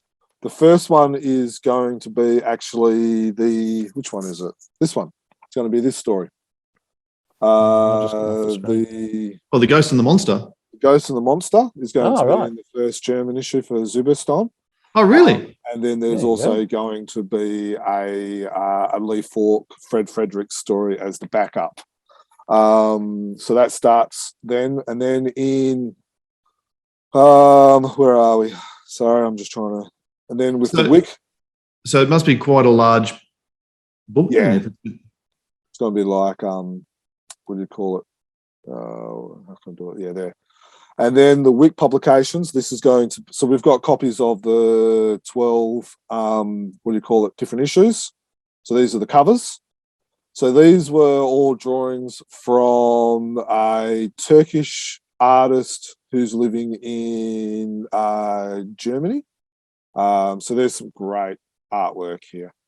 So these are the 12. It's a series of 12 issues. So yeah, and they are £12.50 each. And then I actually have euros, mate. Euros, sorry. Yep. If you are on YouTube, you want to keep an eye on this because I've actually just received a digital copy of the first issue. So I'm just going to show that. Just bear with me while I share my screen again. So that's a bit of an unusual tactic to release all 12 covers ahead of the first one even being published. Yeah, so it's just really to kind of let you know what's happening. So it's 36 pages.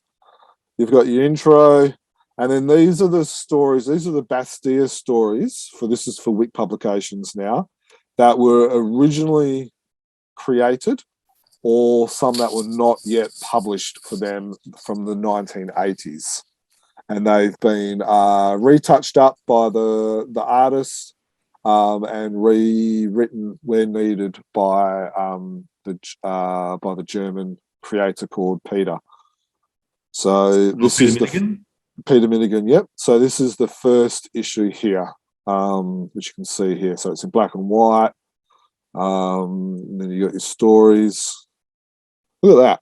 The Phantom shoots a stick of dynamite. Let me show you, and cuts the fuse with the bullet. Well, he can shoot a flea off a rampaging bullock's ear. Of course he can. That's just amazing jungle how you saying. can do that. So this is the first issue here. Get one full page. There we go. So just kind of flicking it through so you can kind of see what's going on. Some of this artwork's absolutely amazing. Yeah. I would love to see some of this in color. I reckon some of it in color would look really, really good. So I just thought we'll show everyone kind of like that, and then go to our website.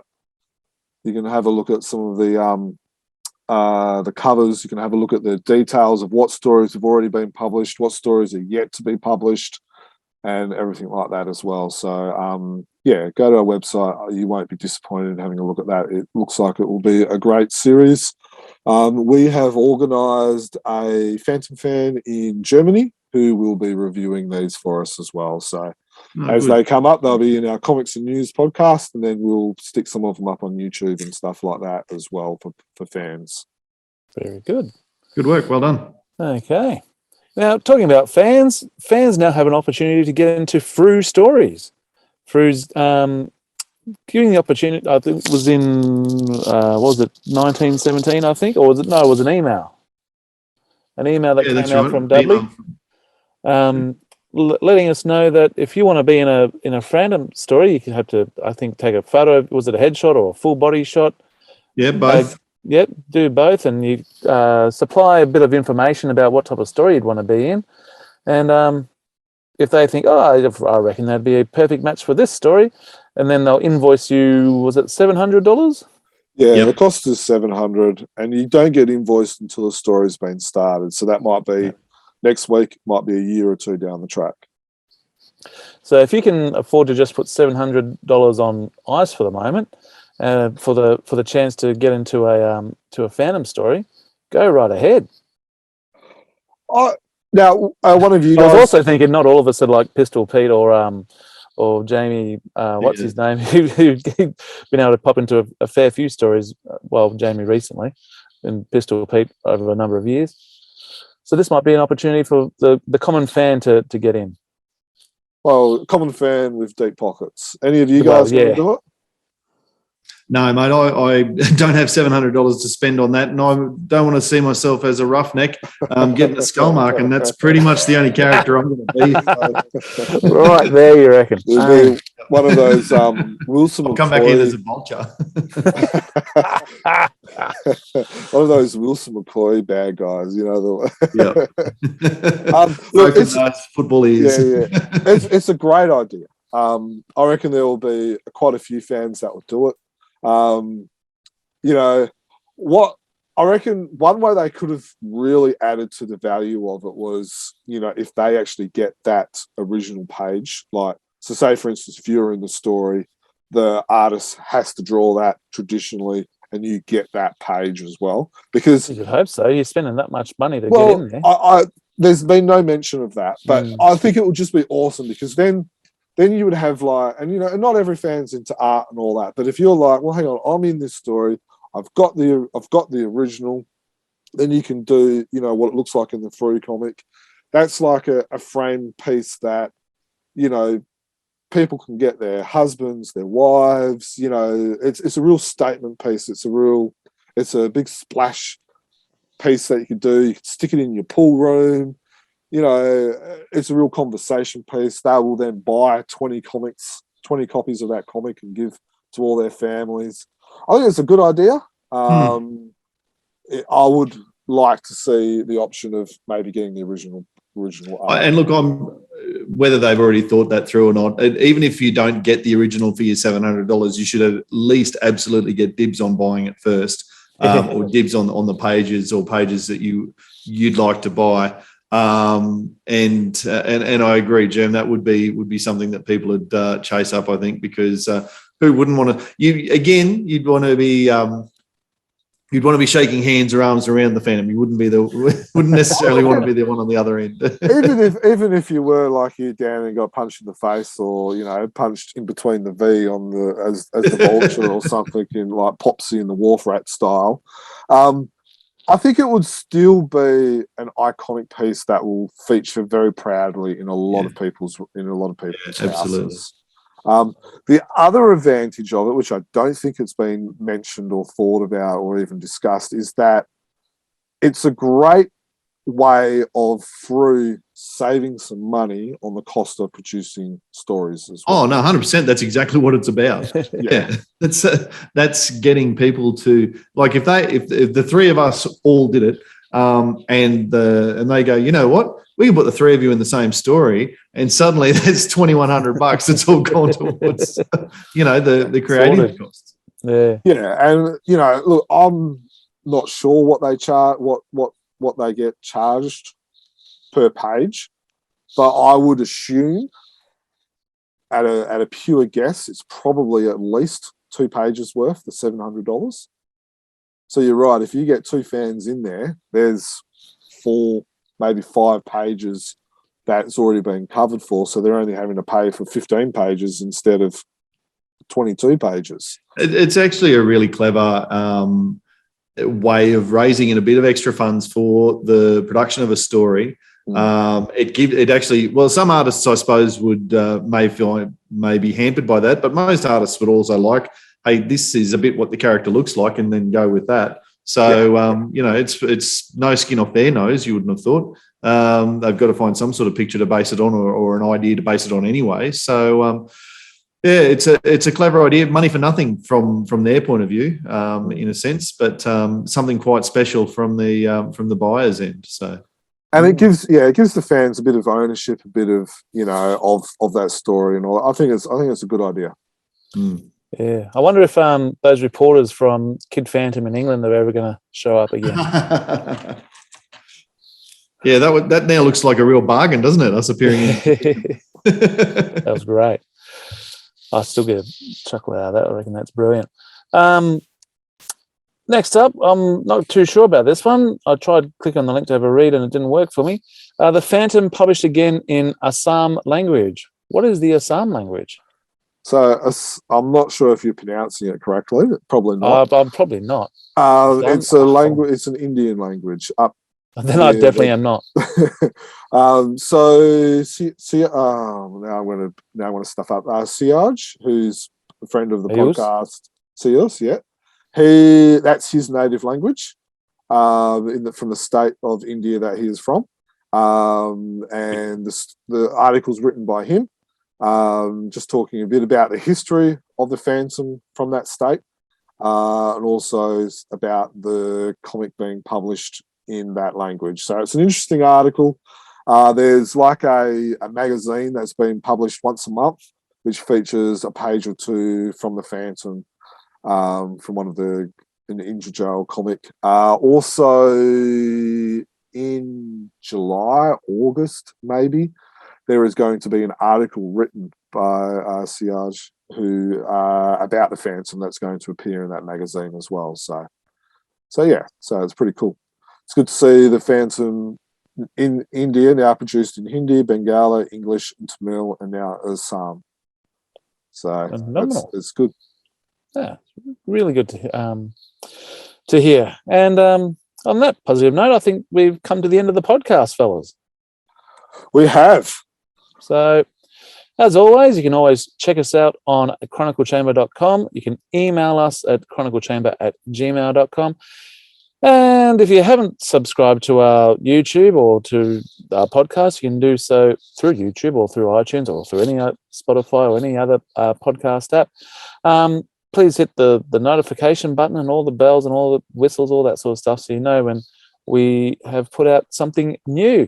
So from me, happy Fantoming, and enjoy reading the Phantom over the next couple of months until we talk to you again.